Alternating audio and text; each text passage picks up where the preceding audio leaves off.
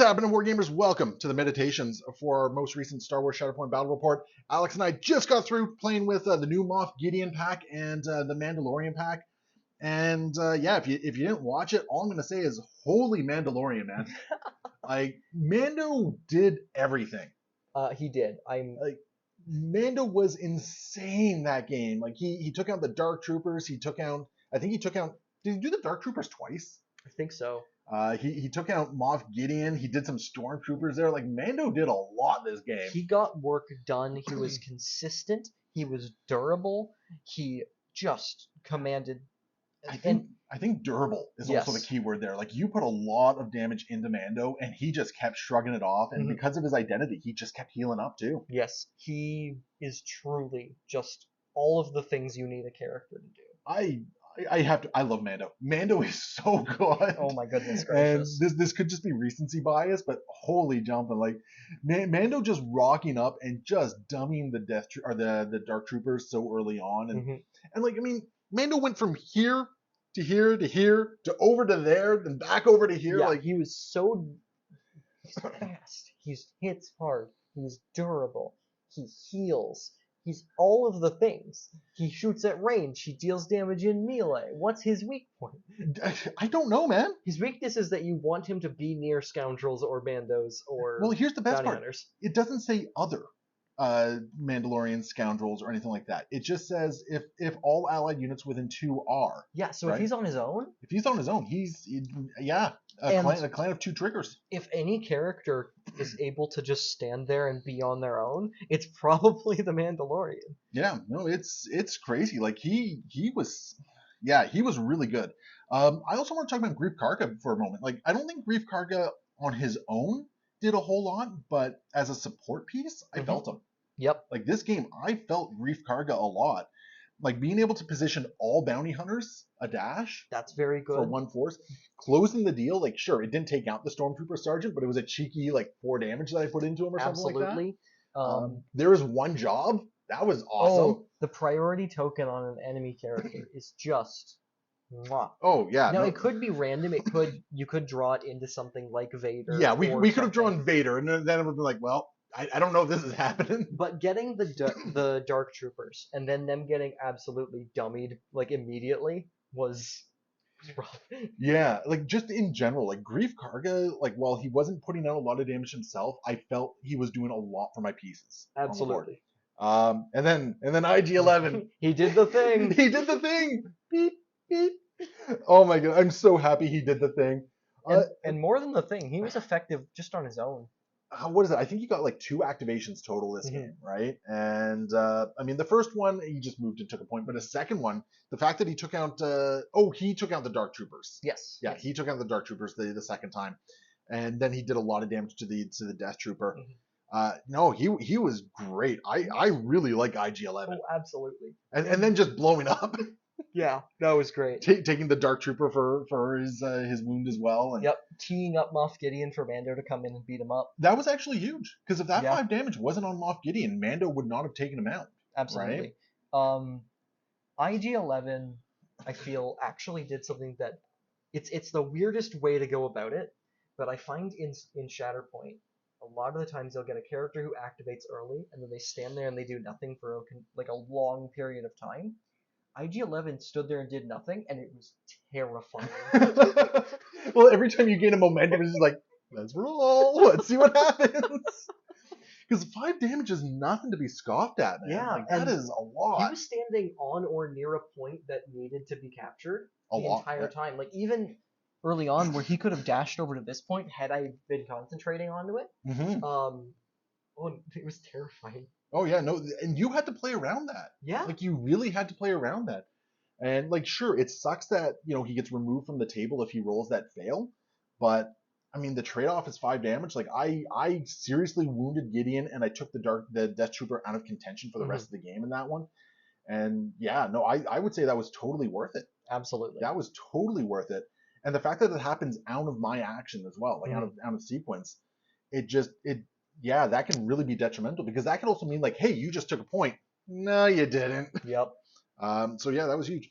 Let's talk about your stuff here. How'd you feel about Moff Gideon, the Dark Trooper, and Death Trooper? Moff Gideon felt very, very good to me.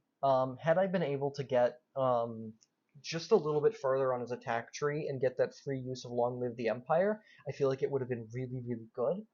Getting that extra mobility, uh, getting people out of activation onto objectives with that reposition would have been really interesting. Mm-hmm. Um, assume it didn't actually come out a lot on camera, but assume that I know everything.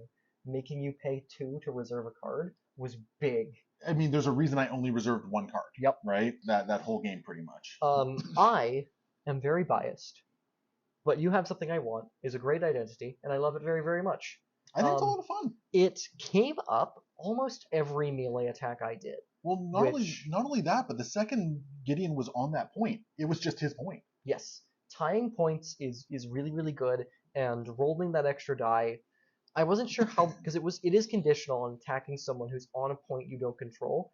But how many times are you just doing that constantly? You did it I would wager 9 times out of 10 this game. You did that, and you got that extra die quite a bit, and it even makes the melee from Stormtroopers potent. Yeah, right. Their melee became very good even though it didn't come out till close to the end.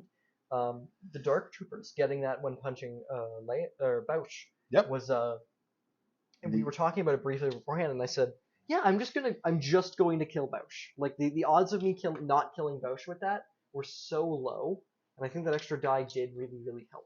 Yeah, and being able to throw in extra dice from Vader as well, and you were really able to guarantee your success there, which it was big. It kept you in the game a little bit longer. Between the two of them, I think that combining their identities can result in some wild melee attack pools. Oh yeah. I am really excited to try Moff Gideon with the Inquisitors. Yeah, that's gonna be a lot of fun to see that one happen. Death Trooper Escort, I actually really like him. I felt he was actually very good. He didn't get a lot of use out of Disciplined, which is when you shoot him, he can reposition away from you. Mm-hmm. I don't think I really shot him all that often. No. I think I shot him once with Greef Karga. It's also when you punch him. But okay. But it didn't really come out a lot. Say if he was over on this side of the objective while this one was active, he could have repositioned over there, taken that point. It could be interesting. It could be something similar like what Luke does. And I could see someone who has a little more experience with the Death Trooper Escort really teeing up some interesting moves with that. And I think it's important to note that this was our first day out with both of these squads as well. Like neither of us had any prior game experience with them. Yeah. So I mean, we were kind of going learning as we went on this one. But yeah, no, I agree with that. The Death Trooper Escort to me kind of feels like Empire Rex. Yeah, I agree with that. Ooh, Rox got promoted. Rox got promoted. Rox stayed with the Empire and got promoted. He's now an escort. He's the Death Trooper Escort. I now want another Death Trooper and put a Rex head on him. You paint that helmet like Rex's helmet. Yeah. Oh, geez. Actually, yeah. Just put the markings on it, but make it red markings. Yep. I might do that. The Dark Troopers do feel good though. They didn't really get to shine too much till the end, but their coordinated fire strain is solid. It didn't come up a lot because I wasn't willing to spend the force on it because they were already dead. Yeah. But immovable, not hitting shoves, I really felt that. Yeah, and we'll see how that one shakes out. But mechanically, the shove is a distinct thing as opposed to pushes. So that is our understanding that shoves do still work on them. Protection is good. 5-die defense is good. Them turning crits into strikes on defensive expertise is also good. But 8 health is not a lot. I was just gonna say that 8 health feels very weird to me. Like the fact that your Stormtroopers have 9 and the Dark Troopers have 8. I get that protection is probably why they have 8. But it's the same deal as like the Clone Commandos versus the Clone Troopers. Yeah. They don't feel as good because if you spike into them, the protection does nothing. Yeah, and I feel like 9 stamina would not adversely impact the balance of the game. So I'd like to see them with 9, but I mean, it is what it is, right? Yeah. So yeah, but all in all, I think these two squads were a lot of fun. Oh, absolutely. Really happy to have them on the table here. And as more things come out to this game, we're just getting more interesting, varied things. I do, before we cap all this out, I do want to just say, like, I think our other squads really performed well. Your stormtroopers did some good work in there. Yep. Bausch and Lando did some great stuff, and I think this was Luke's best game. This was definitely Luke's best game, and I want to wager that it was also Lando and R2's maybe their best. I mean, they still got wounded twice, but They got yes. wounded twice, but every time they did something. Yeah, they took some points, and they were able to do a lot of good stuff there. So just in general, yeah, I'm loving how the game is evolving here. Absolutely. Which is really cool. So there we go. Yeah, final score. It was the Mando and Luke victory in this particular game. We got more coming at you. Just stay tuned for that. Of course, every week we try to get this done. And of course, if you want to support the channel, hit up patreon.com/AegisBrandStudios, and just a couple bucks a month keeps everything going. Or hit up iwargame.net and save 10% on your battle map purchase with code AegisBrand. And if you do it during the month of April 2024, they do have a sale going on, so save a little bit more as well. We'll see you next time. Happy wargaming.